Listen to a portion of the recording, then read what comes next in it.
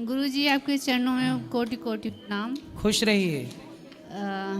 गुरुजी हमारा प्रश्न यह है कि मेरे पति थोड़ा नशा करते हैं और मेरे 2 बच्चे हैं, अक्षत त्रिपाठी और अच्युत त्रिपाठी। तो मैं एमपी को हूँ और मेरे पति मतलब 1 साल 2 साल चले जाते हैं कहीं भी, किसी भी शहर मतलब छोड़ के। आपको छोड़ के चले जाते हैं? जी। क्यों? बस इसका वो तो वही बताएंगे। तो कहाँ बात कराओ? क्या नाम है पति का?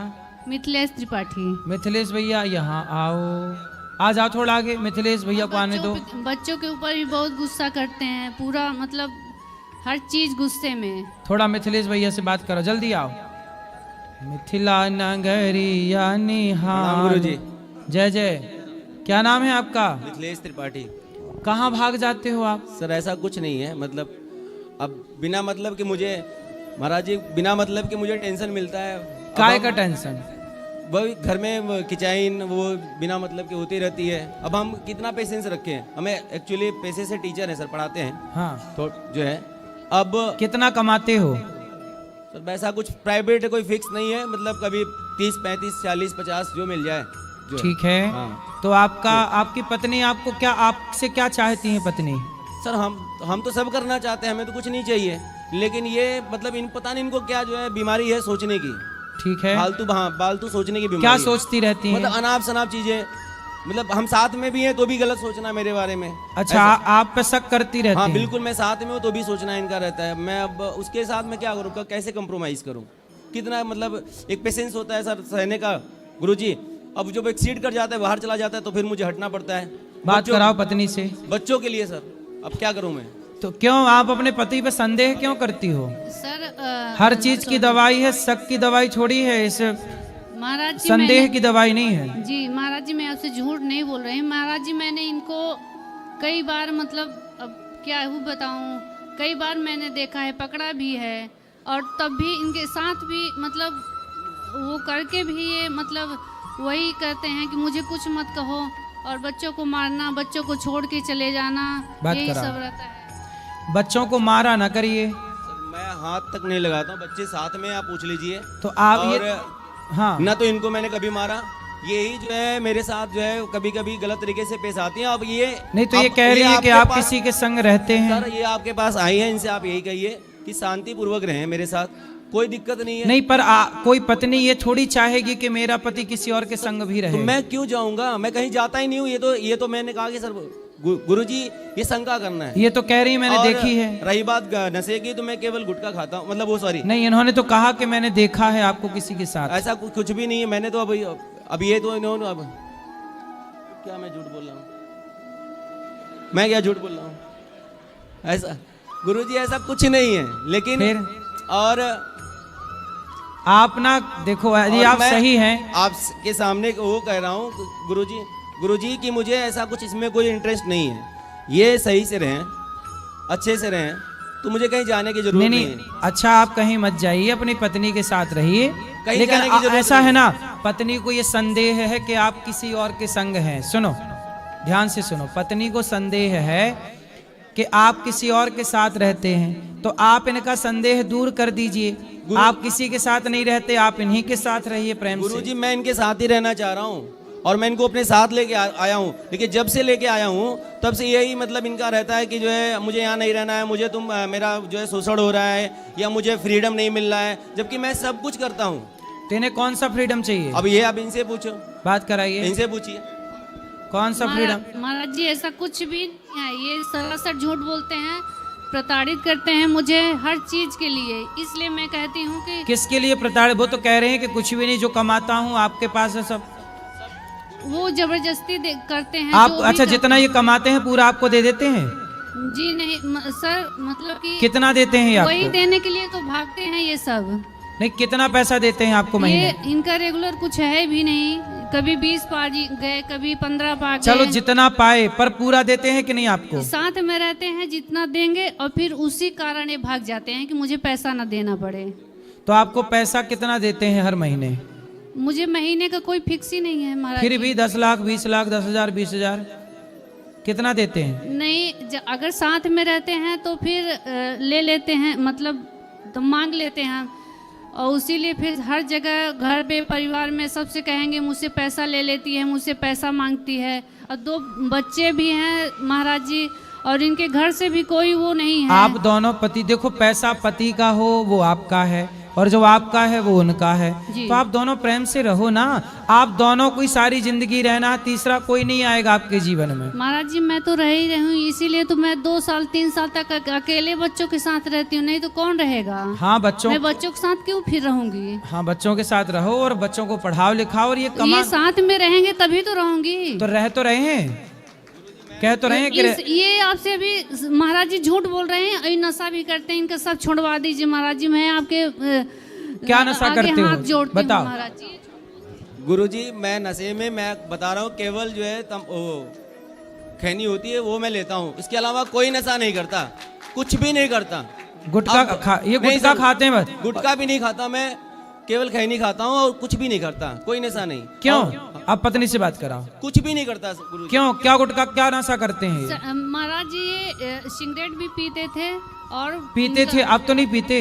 नहीं, मेरे सामने तो नहीं, लेकिन इनका अन्य कोई भी नशा है, क्योंकि इनका आंख एकदम लाल रहता है। अरे अब और उनकी बहुत आंख झगड़ा- लाल है तो तुम संदेह बहुत करती हो। आदमी कुछ नहीं खा पी रहा है, अब आदमी सोएगा नहीं, आंखें लाल होगी, तुम कहोगे दारू पी के आ गया। महाराज जी आंख लाल है तो दारू पी के आ गया, आंख लाल है तो सिगरेट पी लिया। महाराज जी मतलब आपको मेरी आंखें लाल दिख जाए कभी आपको तो कहोगे महाराज जी दारू पिए। नहीं, महाराज जी कभी भाई हम सोते नहीं, आंखें लाल हो जाती हैं, कभी कभी आंखें आ जाती हैं, आ गई तो लाल, और जब आ गई तो लो, आप कहोगे लो शराब पी के आ गए। महाराज जी तो किसी को प्रताड़ित करते हैं, मारना पीटना बच्चों को, ये तो नहीं मारेंगे, करना अब वो पक्का वादा कर रहे हैं नहीं मारेंगे, पर आपको संदेह, आप देखो संदेह तो बहुत करती महाराज जी, हो, इनका झूठे नशा- आरोप लगाती हो। इनका नशा पत्ती सब छुड़वा दीजिए महाराज जी। हम लेकिन आगे आप ना चल- झूठा आरोप लगाती हो, ये बात सही है, आप झूठा आरोप लगा रही हो। गुरुजी मेरे ऊपर ये शंका करना बंद कर दें, मैं जो भी पाता हूँ। गुरुजी अभी मेरी ज्वाइनिंग हुई है, अभी मैंने 65,000 पे अभी जस्ट ज्वाइनिंग हुई है जी। 10 जनवरी से मेरी ज्वाइनिंग है। हाँ, और मैं 1 रुपया गुरुजी अपने पास नहीं रखूंगा, ये सब ले लें, मुझे कोई आपत्ति नहीं है, लेकिन मुझे सुकून से जहाँ मैं रहता हूँ वहाँ मुझे रिस्पेक्टेड तरीके से रहने दे, बस मैं ये चाहता हूँ, इज्जत से रहने दे। और ये वो करने नहीं देती हमको। अब मैं कहीं पढ़ाने जाऊंगा गुरुजी तो वहाँ पे भी मेरा है, क्लास में मैं पढ़ाऊंगा तो वहाँ पे भी मेरा है, ये सारी बातें मैं कब तक झेलूंगा। तो क्या चाहती हो, घर पे बैठा रहे आदमी, कमाए ना? मैं छोड़ दूं। बात कराओ। अब पढ़ाने जाएगा तो स्कूल में कोई टीचर मिलेंगी, महिलाएं मिलेंगी, तो बात ना करे? वहीं से तो इनका शुरू होता है भागना, बात करके वहीं से शुरू होता है। अरे ये आपको संदेह है? नहीं नहीं सर, कंफर्म है, हम आपसे झूठ नहीं बोल रहे हैं। नहीं, आप तो लाल आंखों वाला भी झूठ बोल चुकी हो। नहीं सर, झूठ नहीं बोल रहे हैं हम, आप मेरा विश्वास करिए। तो जी मैंने इनके कहने पे। अच्छा ये बताओ, जब ये पढ़ाने जाएं तो ये जाके केवल चुपचाप बैठे रहें, कुछ बोले ना? अब कोई टीचर है, कोई कुछ पूछ रहा है, अब माना कि इनकी प्रिंसिपल मैडम होगी ऊपर हेड में, या कोई सहायक टीचर होगी, कोई महिला होगी, तो इससे कोई बात भी ना करें? नहीं, कोई दिक्कत नहीं मुझे था। ऐसा किया करो ना, आप भी इनके संग जाया करो। इस तो वही दिक्कत है सर, वो महाराज जी वही दिक्कत है इनको। मैं क्या?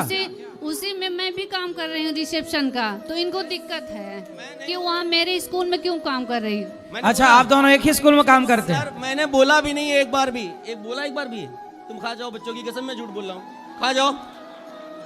गुरुजी मैंने एक बार भी नहीं बोला कि मैं इनको जबरदस्ती लेके गया हूँ। हाँ। वहाँ पर भी लेके गया हूँ जहाँ भी ज्वाइनिंग हुई है मेरी। तो मतलब जहाँ आप रहते हो वहीं रहती हैं? हाँ, मतलब उनको वहाँ स्कूल में भी? वहाँ पे भी जॉब दिला रहा हूँ कि वहाँ पे तुम भी कर लो, कोई दिक्कत नहीं है, मुझे कोई प्रॉब्लम नहीं। मतलब स्कूल में ये भी रहती हैं साथ में? हाँ। तो साथ में रहती हो फिर भी संदेह है? महाराज जी मैं अभी जब से ये हरकत करने लगे तब से मैं साथ में रह रही हूँ, और मुझे ये नौकरी करने नहीं देते हैं। अब यहाँ जहाँ है ये, यहाँ भी मुझे 15-20 हजार का मिल रहा है, लेकिन ये मुझे डिस्टर्ब करते रहते हैं। तो कि मतलब तुम- आप इनको केवल ताकने जाती हो, हैं? कोई ले ना जाए? नहीं महाराज जी, ऐसा नहीं है। मैं बहुत परेशान हो चुकी हूँ, इसलिए मैं बोल रही हूँ। चलो अब प्रेम से रहना, और इनके जहाँ ये जाए बस पीछे पीछे चले जाना, जाया करो साथ में। महाराज जी कसम छुड़वा दीजिए, कसम खा के इनका नशा पहले छुड़वा दीजिए। नशा और कौन ये- सा? खैनी? अच्छा खैनी, चलो और खैनी ये से बात। गलत जो काम करते हैं वो केवल इनसे खैनी कसम- खाते हैं ना? महाराज इनसे कसम खिलवा लीजिए कि गलत काम नहीं करेंगे। अच्छा सच बताओ, आपका किसी और स्त्री के साथ चक्कर है? कुछ भी नहीं है ऐसा माँ कुछ। कसम खा के बोलो कि माँ नहीं? कसम गुरुजी कुछ भी नहीं है, ऐसा कुछ भी नहीं है, ऐसा गुरुजी कुछ भी नहीं है। और देखो ये माँ कसम खा गए। और जब से मैं इनको अपने साथ लाया हूँ, मैं तनिक भी अब इसको इनको कैसे दिलाऊं? नहीं, इनका कोई इलाज नहीं है। फिर कैसे दिलाऊं इनको? इनका कोई इलाज नहीं है। फिर मैं किस तरीके से दिलाऊं इनको, बताइए आप बताएं मुझे, क्या कौन सी कसम खिलाना चाहते हैं, मैं वो तैयार हूँ। आप बताओ कौन सी कसम खिलवाएं? अब बताओ, इनसे पूछो। पत्नी की खाओगे? पत्नी की खाओ कसम। गुरुजी आप बोल दीजिए, मैं सब तैयार हूँ। कौन सी कसम खवाएं बताओ? तैयार है पति तुम्हारा? महाराज जी जो आपको अच्छा लगे वही। खवा तो दिए माँ कसम। तंबाकू भी नहीं खाना। चलो तंबाकू के कारण रिश्ता बिगड़ रहा, छोड़ दो ठीक तंबाकू। है गुरुजी, मैं छोड़ दे रहा हूँ तंबाकू। खाओ माँ कसम, नहीं खाओगे? माँ कसम वृंदावन की या नगरी की कसम खा के कह रहा हूँ, भगवान की कसम खा के कह रहा हूँ गुरुजी की, मैं तंबाकू भी छोड़ दे रहा हूँ, लेकिन ये संगा करना छोड़ दें, नहीं फिर मैं इनको छोड़ दूंगा और आजीवन दूंगा।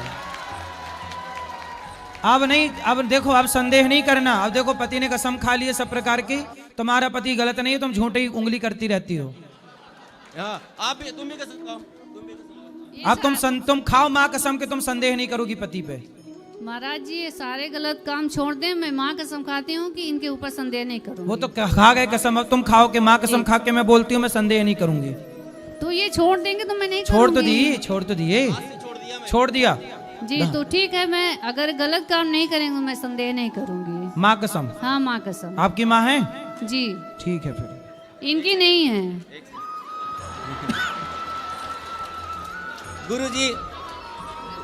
गुरुजी एक छोटा सा मेरा प्रश्न था आपसे। हाँ हाँ कि बोलो बोलो। एक सेकेंड,